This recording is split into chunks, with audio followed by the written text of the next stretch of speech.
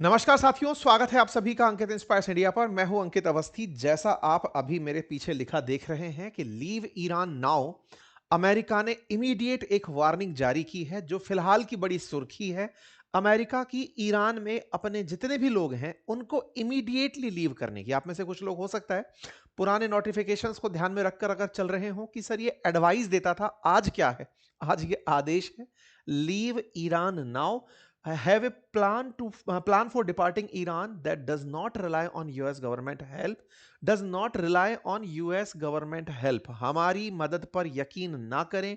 छोड़िए, flight cancel हो सकती हैं, डिसरप्शन हो सकता है, आप किसी प्रकार की कोई फ्लाइट में देरी पा सकते हैं। अगर आप नहीं निकल पा रहे हैं, जल्दी से कहीं पर सिक्योर जगह पर जाकर छुप जाएं।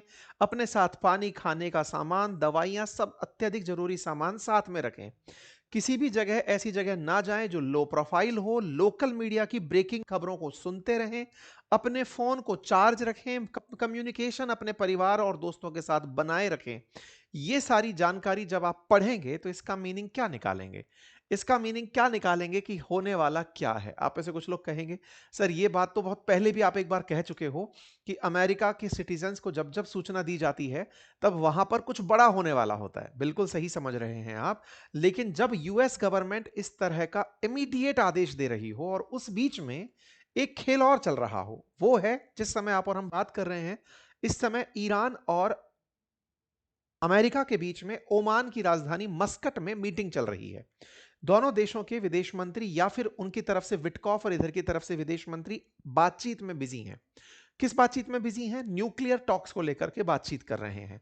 अमेरिका ने कुछ शर्तें लाद दी हैं ईरान के ऊपर कि या तो अपना न्यूक्लियर प्रोग्राम सरेंडर करो, अगर आप उसे बिल्कुल नहीं रोकने की इच्छा में हो तो हमारी तरफ से बम धमाके झेलो।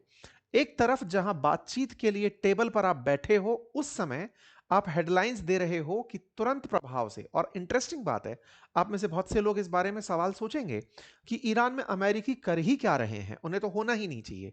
असल मायने में जब ये ईरानियंस को भी बोलता है कि वहां से निकलो, तो इसका मतलब होता है जो अमेरिकी सिंपैथाइजर्स हैं, जो ईरान में रहते हुए अमेरिका का हित सोचते हैं या अमेरिका की मदद चाहते हैं, वो भी दाएं बाएं वहां से हो लें। नंबर एक। नंबर दूसरा, इसका हिंट होता है उन डुअल सिटीजनशिप धारी लोगों के प्रति जो ईरान के रहते हुए अमेरिकी नागरिकता को लिए चलते हैं। अगर ईरान में रहते हुए अमेरिकी नागरिकता किसी के पास है तो ईरान में उसे मान्यता नहीं है। ऐसे में आपके पास पासपोर्ट का अभाव हो सकता है। अपने बिना पासपोर्ट के भी वहां से निकलें। इसने बकायदा ये तक बता दिया कि आप अर्मेनिया से, अजरबैजान से, टर्की से निकलकर बाहर आ सकते हैं। पाकिस्तान से, इराक से, अफगानिस्तान के रास्ते बाहर निकलकर ना आए। अभी डिटेल में मैं आपको वो सारी जानकारियां दूंगा जहां पर इन्होंने जानकारी अपनी तरफ से साझा की है। यानी कि बॉर्डर्स बता दिए गए हैं, ना केवल अमेरिकी या अमेरिकी केवल अमेरिकियों के लिए नहीं, अपितु उन सभी के लिए भी जो अमेरिका के पक्षधर हैं, वो वहां से छोड़कर निकल लें। ये बात जब शुरू हो रही है, उसी बीच में डायरेक्ट कन्फ्लिक्ट का डर सताता जा रहा है ईरानियंस के बीच में। ऐसे में कहा जा रहा है कि शायद ईरान भी नहीं चाहता कि अमेरिका उसके ऊपर वार करे। आप में से बहुत सारे लोग एक बात से फिलहाल वास्ता जरूर रखेंगे कि आपने 7 दिन पहले एक जानकारी दी थी कि किसी भी वक्त हमला हो सकता है। 15 दिन पहले एक बार माहौल बना था, लेकिन तुरंत प्रभाव से ट्रंप पीछे हट गए थे।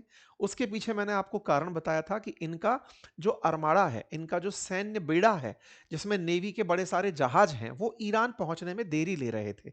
वेनेजुएला से हटाकर उन्हें ईरान भेजा जा रहा था जहाजों को चलने में, क्योंकि 50-60 किलोमीटर प्रति घंटे की रफ्तार से चलते हैं पानी के जहाज। उन्हें टाइम लग रहा था, तो ट्रंप ने वहां पर थोड़ा टाइम बाय किया। अभी क्या हुआ है, ट्रंप के जहाज पहुंच चुके हैं और अभी फिलहाल के लिए सबसे बड़ा समुद्री बेड़ा अब ईरान को घेर कर खड़ा है। जो वेनेजुएला के सामने खड़े थे, अब वैसी ही स्थिति ईरान के सामने भी अमेरिका ने बनाकर रख दी है। पर अब पॉइंट यह है कि अमेरिका अभी भी करने के लिए जैसे ही आगे निकलता है, उसके साथ में मिडिल ईस्ट के जितने भी देश हैं वो त्राहिमाम की मुद्रा में खड़े हो जाते हैं कि सर रुक जाइए। मैंने 7 दिन पहले जो आपको सेशन बताया, उस सेशन के अगले ही दिन सऊदी अरब के विदेश मंत्री अमेरिकी यात्रा पर पहुंच गए और वहां जाकर के विटकॉफ से मुलाकात की, मार्को रूबियो से मुलाकात की और कहा कि सर आप लोगों ने जिस दिन धमकी दी थी कि हम हमला करने वाले हैं, उसी दिन खमनेई ने कह दिया है कि ये वॉर अमेरिका और ईरान के बीच नहीं होगा, ये रीजनल वॉर होगा। रीजनल का मतलब जैसे दुनिया पूरी तरह वॉर में इन्वॉल्व हो तो वर्ल्ड वॉर होता है, क्षेत्र पूरा इन्वॉल्व हो जाए। कौन सा क्षेत्र? मिडिल ईस्ट का क्षेत्र। मिडिल ईस्ट के अंदर ये सारे की सारे GCC countries, Gulf cooperation council के देश, बनाम बनाम ईरान। तो ऐसे में ईरान सर हमें फिर से धमकी दे रहा है। हमने अब सुनिश्चित कर लिया कि हम अपनी जमीन का उपयोग ईरान पर हमले के लिए नहीं होने देंगे, लेकिन वो फिर भी कह रहा है। तो अमेरिका इस बार इन लोगों की बात में नहीं आया। बोले देखो तुम्हारे यहां पर मैंने बेस बनाया था, तुम्हारे कहने पर तुम्हारे बेसों से मैं अपने जहाज उड़ाकर मार नहीं रहा हूं। मैंने पानी के जहाज, अपने डेस्ट्रॉयर सब पहुंचा दिए, इंडियन ओशियन में पहुंचा दिए, गल्फ ऑफ ओमान में पहुंचा दिए, पर्शियन गल्फ में पहुंचा दिए, इवन रेड सी तक में मैंने जहाज खड़े कर दिए। अब तुम लोग चाहते हो कि नहीं साहब तुम पर हमला ना हो, तो देखो उसकी मैंने कोई कसम नहीं खा रखी है। अमेरिका की तरफ से और ज्यादा समुद्री बेड़े वहां पर पहुंचा दिए गए। इसका मतलब इन दोनों के बीच में अभी कुछ भी सामान्य नहीं है। खमनेई के इस बयान को आप पढ़ सकते हैं कि this time it will be A regional war. World war तो चलो पूरी दुनिया इन्वॉल्व करता है, लेकिन पूरा क्षेत्र ईरान इन्वॉल्व कर लेगा। साथियों 28 जनवरी के दिन मैंने आपको यह सेशन बताया था कि जल्द हो सकता है ईरान पर बड़ा अमेरिकी हमला। 28 जनवरी से आप 6 फरवरी के बीच में हैं। पिछले 7 दिन में क्या घटित हुआ और अब क्या स्थिति है, मैं आपके सामने वो रख देता हूं। अभी चूंकि इस सेशन को करने का बड़ा रीजन है क्योंकि 6 फरवरी के दिन चूंकि ईरान की एम्बेसी, सॉरी अमेरिका की ईरान में कोई एम्बेसी काम नहीं करती है। एम्बेसी यानी दूतावास नहीं है, क्योंकि इन दोनों के डिप्लोमेटिक संबंध बिगड़े हुए हैं। तो होता यह है कि अमेरिका स्विट्जरलैंड वाली जो एम्बेसी है ईरान के अंदर, उसके थ्रू अपने सारे काम करता है। और दूसरा एक वर्चुअल एम्बेसी, इसने नाम ऐसा दे रखा है कि US embassy, US virtual embassy in Iran, यानी कि धरती पर एग्जिस्ट नहीं करती है, लेकिन सारी की सारी ऑनलाइन जानकारियां आपको मिलती रहेंगी। उसके माध्यम से ये वाला जब नोटिफिकेशन आता है कि लीव ईरान नाउ, तो इसके बाद लोगों के दिमाग में एकदम पैनिक आ जाता है और सीधा सीधा ये बयान दिखाता है कि अमेरिका एक तरफ वार्ता में है और दूसरी तरफ युद्ध की पूरी तैयारी में है। ट्रंप का बयान आता है कि अगर वार्ता सफल नहीं होती तो हम सीधा हमला करेंगे। हो सकता है ये एक प्रेशर टैक्टिक भी हो सकता है कि ईरान को प्रेशराइज करने के लिए कि तत्काल प्रभाव से या तो बातचीत में, नेगोशिएशन में मान जाओ, अदरवाइज हम तुम्हारे ऊपर गोला दागने के लिए तैयार ही बैठे हैं। यह बात एक प्रेशर टैक्टिक भी हो सकती है। अगर ऐसा नहीं हुआ तो यह अपने आप में सुनिश्चित माना जा रहा है कि एक दो दिन में शायद कुछ बड़ा हमला हो जाए। ये चूंकि कई दिन से प्लान है, क्योंकि वेनेजुएला भी लगभग 2 से 3 महीने खा गया था हमला होने से पहले पहले। ऐसे में 2 से 3 महीने तो पता नहीं लगेंगे या नहीं लगेंगे, लेकिन 7-7 दिन निकलते चले जा रहे हैं। फिलहाल के लिए कल का भी आपको एक इनकी यूएस की जो वर्चुअल एम्बेसी ईरान की है उसका एक मैसेज आप देखें। उसमें बकायदा इन लोगों ने यह तक बताया कि कौन से बॉर्डर खुले हैं। आर्मेनिया का लैंड बॉर्डर खुला है, वहां से निकल सकते हैं। टर्किश लैंड बॉर्डर खुला है, तुर्कमेनिस्तान का लैंड बॉर्डर खुला है, अजरबैजान का खुला है, आप वहां से निकल जाएं। लेकिन कहां से ना निकलें? अफगानिस्तान, इराक और पाकिस्तान से होकर ना निकलें। पाकिस्तान तो इनका अपना सगा है, इसको इन्होंने पाल रखा है, लेकिन अपने लोगों से कह रखा है कि वहां से मत निकलना। ये ईरान का बॉर्डर है, पानी से तो निकल नहीं सकते क्योंकि पानी में तो सब तरफ से पाबंदियां हैं। इधर तुर्कमेनिस्तान है, इधर की तरफ Azerbaijan, Iran, Turkey, Iraq. Iraq से मत निकलना, अफगानिस्तान से मत निकलना, पाकिस्तान से मत निकलना। बाकी सभी जगहों से होकर के लैंड बॉर्डर से आप देश को क्रॉस कर सकते हैं। इस पूरी कहानी में ईरान पर हमला होगा, ये अब ईरानियंस भी जानने लगे हैं। ऐसे में ईरान ने भी अपनी तरफ से सारा शक्ति परीक्षण शुरू कर दिया है। मिसाइलें सारी तैनात कर ली हैं, ड्रोन्स की परीक्षण चल रहे हैं। बकायदा ड्रोन चक्कर काट काट करके पर्शियन गल्फ के ऊपर से तैर तैर कर अमेरिकी जहाजों की लोकेशन ले रहे हैं। ऐसे में एक इनका शाहीद करके ड्रोन है, वो जब पर्शियन गल्फ से उड़ा तो F-35C ने उड़ करके उसे मारा। हालांकि उस दिन माना जा रहा था कि ये लोग भिड़ जाएंगे, लेकिन फिर से एक दिन पीछे हट गए, युद्ध नहीं हुआ। एक दिन और घटना 1 तारीख के दिन ऐसी हुई जब अचानक मीडिया में खबर चलने लगी कि ईरान के 5 शहरों में लगातार धमाके हुए हैं। उस समय हमारे पास भी पूरी तरह से यह स्थिति बन गई थी कि हो गया है ईरान पर हमला, लेकिन फिर उसे ठंडे बस्ते में डाल दिया गया कि नहीं नहीं, गैस सिलेंडर ब्लास्ट हुआ था। तो अभी इन लोगों के बीच कुछ हो रहा है या नहीं हो रहा है, यह बात बड़ी ही ध्यान से देख करके चलनी पड़ रही है। कुछ दिन पहले जब मैंने आपको ये सेशन में जानकारी दी थी, उस समय पर ये सारे के सारे लोग अच्छा इंटरेस्टिंग बात मैं आपको बताता हूँ कि अमेरिका ने इन पर जब प्रेशर क्रिएट किया तो 4 शर्तें रखी कि या तो अपना यूरेनियम का जो एनरिचमेंट है, संवर्धन है, वो पूरी तरह रोक दो। दूसरा, संवर्धित यूरेनियम जो बना रखा है उसे हटा दो। तीसरा, लंबी दूरी की जो मिसाइलें हैं उनकी संख्या को कम कर दो। और क्षेत्रीय प्रॉक्सी बल जैसे हमास है, हिजबुल्लाह है, हूती है, इन सब की मदद करना बंद कर दो। लेकिन इस पर ईरान ने तभी कह दिया था कि हमारे पास तो कोई मैसेज आया ही नहीं अमेरिका का। अमेरिका हमें हवा में ही अपनी तरफ से संदेश दे देता है, लेकिन अमेरिका की तरफ से ईरान तक कोई भी लेटर पहुंचाया नहीं जाता है। तो ईरान कहता है हमारे पास कोई सूचना ही नहीं है, और सूचना के अभाव में अगले दिन ईरान में ब्लास्ट हो जाते हैं। ये तस्वीरें आपको दिखाई दे रही हैं। ये तस्वीरें बैक टू बैक 5 शहरों में ब्लास्ट की हैं, जिनको आप यहां पर देख सकते हैं। तेहरान, परंद, कोम, नतांज और अवहान, इनके अंदर ब्लास्ट हुए। और जब ब्लास्ट हुए तो तमाम प्रकार के सवाल निकल कर आने शुरू हुए कि साहब इनमें 5 लोग मर गए, हुआ क्या था? पता चलता है गैस एक्सप्लोजन हो गया था, इस वजह से ये ब्लास्ट हुए थे। लेकिन इनकी सच्चाई अभी तक किसी को नहीं पता है। माना जा रहा है कि ईरान ने खुद से ये ब्लास्ट किए थे, ये क्लेम करने के लिए कि वो अमेरिका पर हमला कर सके। लेकिन फिर ईरान को ये समझाया गया या समझ में आया कि अगर उसने प्रवोक कर दिया हमला तो फिर अमेरिका पीछे नहीं हटेगा। वो ये कहेगा कि हम पर हमला हुआ है, और वो बदले की कार्रवाई में फिर किसी भी हद तक जाएगा। जो भी है, कयास ही है, क्योंकि ईरान की तरफ से कोई भी सरकारी कम्युनिकेशन दुनिया के सामने नहीं आ रहा है। इस समय ईरान अपने आप में नॉर्थ कोरिया की तरह चल रहा है। कोई इंटरनेट से खबर बाहर नहीं, कोई न्यूज़ बाहर नहीं, अंदर क्या चल रहा है नहीं पता। लेकिन ट्रंप ने अपनी तरफ से कहा कि मैंने आपको डेडलाइन दी हुई है, अगर आप मानते हैं तो ठीक है, अदरवाइज हमला तो होगा। कुल मिलाकर के इस बीच में जब ये सारी की सारी चीजें चल रही थी, खबर निकल कर आती है कि अमेरिका ने जैसे ही धमकी दी, जब ये अब्राहम पहुंचा था, मैंने आपको उस दिन भी बताया था, अमेरिका का एक नौसैनिक बेड़ा है, अरमाड़ा बोलता है नौसैनिक बेड़ों को, जिसमें सबसे बड़ा जहाज अब्राहम लिंकन नाम से पानी का जहाज है, जिस पर कई हवाई जहाज तैनात हैं। उन हवाई जहाजों का जो जहाज है, जब वो इंडियन ओशन से होते हुए पहुंचता है युद्ध अभ्यास के लिए ईरान के नजदीक, उस समय पर इजराइल के और सऊदी के जो अधिकारी हैं वो अमेरिका रवाना होते हैं। और पहुंच करके, ये अपने सेशन के बाद की बात है, अपन ने 28 को किया था, ये 29 जनवरी की बात है।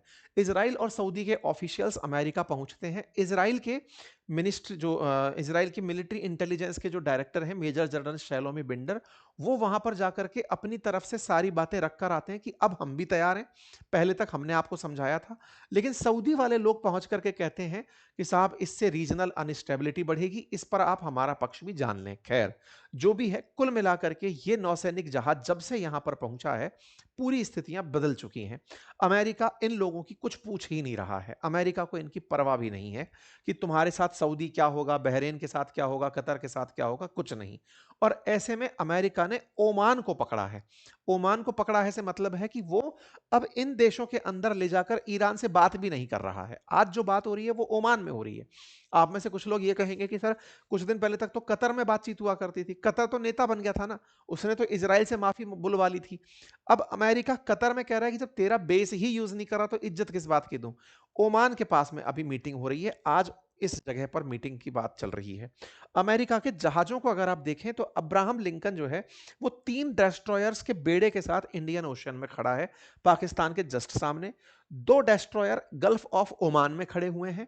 ऐसे ही 3 कॉम्बैट शिप पर्शियन गल्फ में खड़े हुए हैं। और यहां पर इजराइल का पड़ोसी देश जो जॉर्डन है, जो कभी इस तरह से माना जाता था कि फिलिस्तीन के जो लोग भागकर आएंगे, गाजा पट्टी के लोग, उनको यहां पर संरक्षण देगा, हालांकि बहुत सारे पैलेस्टीनियंस यहां रहते हैं, यहां पर इन्होंने 12 हवाई जहाज खड़े कर रखे हैं। मतलब इजराइल तो इनकी अपनी जगह है ही, जॉर्डन भी अब तैनात है। अब आप पूछेंगे, जॉर्डन को डर नहीं लगता क्या ईरान का? तो असल में ईरान का डर इन पड़ोसी देशों को ज्यादा है। जॉर्डन तक अगर कोई मिसाइल उड़कर ईरान की तरफ से जाएगी, तो इनकी सबसे फास्टेस्ट मिसाइल अगर जॉर्डन को वार करने जाएगी तो कम से कम 7 मिनट लगेगा उसे पहुंचने में। इतने में यूएस के जो शिप हैं, डेस्ट्रॉयर्स हैं, ये उसे पकड़ लेंगे, उसे हवा में ही खत्म कर देंगे। इसलिए यहां पर इन्होंने जो फाइटर जेट तैनात किए हैं, वहां से उड़ करके इस पर गोला फेंकने आएंगे। पर्शियन गल्फ में भी इन्होंने अपनी तरफ से तैयारी की है। तो मतलब आप समझिए, चारों तरफ से इन्होंने ईरान की घेराबंदी कर दी है, किलेबंदी कर दी है। चारों तरफ से इसे घेर करके अब खबर यही चल रही है कि किसी भी समय हमला हो सकता है। ईरान में पूरी तरह आर्मी चीफ अमेरिका को वार्न करके अपने उत्साह को बढ़ाने में लग रहे हैं। और बातचीत के दौर में एक बात यह निकल आती है कि लास्ट टाइम एक बार बात और कर लो। तो परसों के दिन ईरान को ऑफर किया जाता है कि अगर बातचीत करना चाहते हो तो चले आओ, ओमान में बातचीत होगी। जैसे ही यह बात वहां के विदेश मंत्री को कही जाती है, विदेश मंत्री ओमान का धन्यवाद देते नहीं थक रहे हैं कि थैंक यू, तुमने अच्छा किया, हमारे बीच में बातचीत कराई, दो देशों के बीच में संप्रभुता के मायने रखे। इनसे पता चलता है कि ईरान भी कहीं ना कहीं अब टाइम बाय कर रहा है। ऐसा अमेरिका के जो मिनिस्टर हैं उनका कहना है। उनका अपन वीडियो भी सुनेंगे जिसमें वो कह रहे हैं कि ईरान के बहुत सारे नेता लोग अब जो अपना पैसा है वो वहां से निकाल करके दूसरे देशों में भाग रहे हैं। ईरान के अंदर धीरे धीरे डॉलर की तो कमी हो ही रही है। जैसे आपको याद हो तो सीरिया में बशर अल असद सीरिया छोड़कर के रूस भाग गए थे। ऐसा माना जाता है कि यहां से ईरान से भी बड़े सारे नेता रूस की भागने की तैयारी में हो सकते हैं। रूस इनको पर्याप्त संरक्षण दे सकता है। यह बात जब ट्रंप के सामने आई कि साहब आप ईरान पर क्या करने वाले हैं, तो बोले वो चाहते हैं कि हम उनको मारे नहीं, और वो इस तरह से देख रहे हैं कि हम बचकर कैसे बच सकते हैं। यूएस ने पूरी तरह से अपने आप को यहां पर इतना सज्ज कर लिया है कि ईरान का अगर कोई भी प्रोवोकेटिव एक्शन हुआ कि लो साहब हम अमेरिका के ऊपर टारगेट करना चाहते हैं, वो तत्काल प्रभाव से उन्हें मार गिराएगा। यूएस का अब्राहम लिंकन हाल ही में ईरान के शाहिद 139 ड्रोन को इसी तरह मार गिराया। ईरान ने अपनी तरफ से कहा कि हम तो एक रेगुलर फ्लाइट पर थे, हमको तो केवल अपने जो इंटरनेशनल वाटर्स हैं वहां तक ड्रोन उड़ाना था। अमेरिका ने कहा तुम हमारी निगरानी करने के लिए ड्रोन भेजे थे, हमने इसलिए मार दिया। तो अमेरिका पूरी तरह फ्रंट फुट पर खेल रहा है। ये इनका अब्राहम लिंकन है जिसके ऊपर इस तरह से फाइटर जेट बिल्कुल माला बना करके खड़े हुए हैं। जबरदस्त तरीके से यह क्लेम किया जा रहा है कि ईरान के सर्विलांस को भी अब अमेरिका ने बैन कर दिया है। वो चाह करके भी अमेरिका के टोह नहीं ले पाएगा। इस तरह की स्थिति लगातार चलती आ रही है। खैर जो भी है, फिलहाल के लिए एक तरफ वार्ता कतर की जगह पर ओमान के अंदर चल रही है, क्योंकि कतर को इजराइल ने जब से टारगेट किया है तब से अमेरिका की नजर में कतर की मीटिंग सूझ नहीं रही है। कतर हालांकि यह मानता है कि ईरान के मसले पर फिर से सारी दुनिया के देशों को बुलाया जाए और बैठा करके बातचीत की जाए कि ईरान के साथ क्या करना है। लेकिन फिलहाल इस वार्ता में अभी इन दो देशों की तो जिक्र है। कुछ मीडिया चैनल्स रिपोर्ट कर रहे हैं कि इनमें भी दो चार और देश भी अपने विदेश मंत्री भेज सकते हैं ओमान में, लेकिन अभी तक कोई भी जानकारी नहीं है। ये ईरान के विदेश मंत्री हैं, ओमान पहुंच चुके हैं और यहां पर बातचीत के लिए इन्हें धन्यवाद दे रहे हैं कि भाई तुमने हमारे साथ में ये जो किया अच्छा किया, हमारी बातचीत करवाओ। लेकिन उधर से व्हाइट हाउस बराबर बयान दे रहा है कि अगर बातचीत नाकामयाब होती है तो हम ताकत का इस्तेमाल करेंगे। बाकायदा यूएस का जो सेंट्रल कमांड है वो ये जो हवाई जहाजों को रखने वाला अब्राहम लिंकन इनका जो नेवल जहाज है उस पर हो रही तैयारियों को शो करते हुए बता रहे हैं। इसी बीच में अमेरिका के जो ट्रेजरी सेक्रेटरी स्कॉट बेसेंट हैं, इनका कहना है कि हमने ईरान को पूरी तरह कंगाल कर दिया है। हमने उसके ऊपर इतनी प्रेशर टैक्टिक्स अपनाई कि अब वो अपना कोई भी ना तो सामान बेच पा रहा है और ना ही उसके पास में अब विदेशी मुद्रा बची है। ऐसे में हमने उनको यहाँ के जो बहुत सारे हैं ना, the rats are leaving the ships, मतलब इस तरह से कि अब वो जहाज छोड़कर भाग रहे हैं, ऐसी स्थिति है। We have seen Iranian leaders wiring money out of country like crazy. पागलों की तरह वो अब अपना पैसा निकाल निकाल कर भाग रहे हैं। अमेरिका अगर ये बात बयान में बोल रहा है, अपनी सदन के अंदर बोल रहा है, तो इसके मायने होंगे। कुल मिलाकर के ईरान भी जानता है कि अमेरिका के सामने वो टिक नहीं पाएगा। लेकिन मुसीबत टिकने की नहीं है, मुसीबत इन पूरे देशों में आई स्थिरता की है। अमेरिका चाहता है कि वो कुछ ऐसी स्ट्रेटजी अपनाए कि जैसे उन्होंने मादुरो को उठाया और वेनेजुएला में कोई नुकसान नहीं हुआ, ऐसे यहां पर खमनेई को उठाकर सत्ता परिवर्तन करा दे। लेकिन खमनेई की सुरक्षा बहुत चाक चौबंद है और वो जिस तरह की सुरक्षा के साथ चलते हैं, अमेरिका के तमाम प्रयास उन्हें शायद अभी तक पकड़ने में कामयाब नहीं हुए हैं। यही कारण है कि कोलेटरल डैमेज की चिंता अमेरिका को जरूर हो सकती है। अमेरिका बहुत दूर बैठा है, वहां इनकी कोई मिसाइल जाकर नहीं पहुंचेगी। साथ ही साथ में नुकसान अगर इजराइल का हो तो इजराइल पूरी तैयारी के साथ युद्ध में हमेशा तैयार रहता है। खैर, फिलहाल के लिए ईरान को लेकर के मिडिल ईस्ट देशों का एक वीडियो गजब वायरल हो रहा है कि ईरान की हरकतों से मिडिल ईस्ट कंट्रीज में कुछ इस तरह का डर है। आप लोग क्या मानते हैं? अपनी राय जरूर कमेंट बॉक्स में दीजिएगा। ईरान ने अपनी तरफ से हाल ही में मतलब जब ये सारी बातें चल रही थी, एक खौरम शहर नाम की इनकी एक मिसाइल है, उसका परीक्षण किया है। ये परीक्षण 1500 किलोग्राम वारहेड ले जाने वाली मिसाइल का है, जो 2000 किलोमीटर की रेंज तक जाकर मार कर सकती है। ईरान के द्वारा ऐसे समय पर अपना शक्ति परीक्षण अपने लोगों के अंदर आत्मबल और विश्वास बढ़ाने वाला है और अमेरिका के सामने ये बताने वाला कि आप गलती मत करना, हम आपके कई ठिकानों को टारगेट कर सकते हैं। खैर, अल्टीमेटली ईरान अमेरिका अगर युद्ध की स्थिति में जाएंगे तो दुनिया के व्यापार पर और बाजार पर गहरा असर पड़ेगा। डिप्लोमेटिक रास्ते हमेशा से ही बातचीत के लिए बेहतरीन माने गए हैं, किसी भी प्रकार के बवाल को खत्म करने के लिए माने गए हैं। देखना होगा कि ये रास्ते कहां तक जाते हैं। उम्मीदों के साथ कि युद्ध ना हो, दुनिया में स्थिरता कायम रहे, फिलहाल फिलहाल हम तो यही चिंता करते हैं। लेकिन अगर ऐसा होता है तो बहुत सी चीजें भारत के लिए भी असरदायक होंगी, क्योंकि मिडिल ईस्ट से भारत के कुल इंपोर्ट का बड़ा सारा सामान आता है और एक्सपोर्ट भी हमारा मिडिल ईस्ट में काफी होता है। वो पूरी तरह बाधित रहेगा इस युद्ध के काल में, इसीलिए बाजार में बहुत सारी उछल कूद देखने को मिल सकती है। फिलहाल के लिए इतना ही। अपना ख्याल रखें, बड़ों का सम्मान करें, छोटों को प्यार दें, अपना व्यक्तित्व इस प्रकार से विकसित करें कि महिलाएं आपके साथ सुरक्षित और सम्मानित महसूस करें। मेरे प्यारे साथियों, हमारी पुस्तकें, अपनी पाठशाला, एप्लीकेशन, यूट्यूब स्टोर जो आपके नीचे कमेंट बॉक्स में पिन है वहां पर उपलब्ध है। आप इन्हें एक्सेस कर सकते हैं। स्टॉक मार्केट में अगर आप इंटरेस्ट रखते हैं तो आप हमारे कोर्सेज बातें बाजार की एप्लीकेशन से ज्वाइन कर सकते हैं। फिलहाल के लिए इतना ही। धन्यवाद।